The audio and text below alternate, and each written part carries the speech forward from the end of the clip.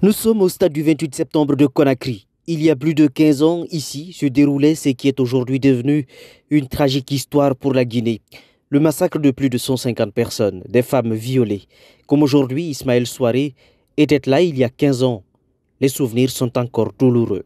Par rapport à ce verdict, je n'ai pas tellement de grandes choses à dire. Mais nous tous, nous savons que ce qui s'est passé ce jour-là au stade du 28 septembre ici, c'était vraiment une longue journée, franchement, parce que moi, je suis un témoin oculaire. Parce qu'au moment où le ministre Tegro s'adressait au peuple, j'étais tout près de lui, à côté du stade, à côté de la station. Vous voyez, il est venu, il s'est adressé à la population, bon, il n'y a pas eu de compréhension, finalement il a pris la fuite, il est parti. Par rapport à ce verdict, je crois, vous savez, l'âme n'a pas de prix. L'âme n'a pas de prix. Tout ce qui s'est passé ce jour-là ici, nous on a vu les femmes qui descendaient dans le quartier nuit. Nuit, hein. Nuit, ensanglanté. Franchement, ce jour-là, il fallait être là. Il fallait être là ce jour-là.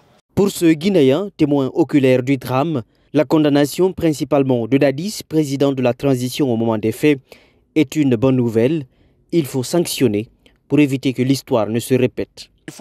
C'est-à-dire, il faut sanctionner, il ne faut pas que ça se répète. Il ne faut pas que ça se répète dans notre pays. Vous-même, vous n'êtes pas sans savoir que ce n'est pas la première fois qu'un militaire vient au pouvoir. Ça fait la troisième fois. Hein? Mais Dieu a voulu que ça se passe au temps de Dadis. Aujourd'hui, on a un autre militaire au pouvoir. Qui sait, après lui, il y aura un autre. On ne le souhaite pas en tant que Guinéen, mais ça vaut le coup de sanctionner. Ce citoyen, lui, pense surtout aux victimes, celles décédées ou encore en vie.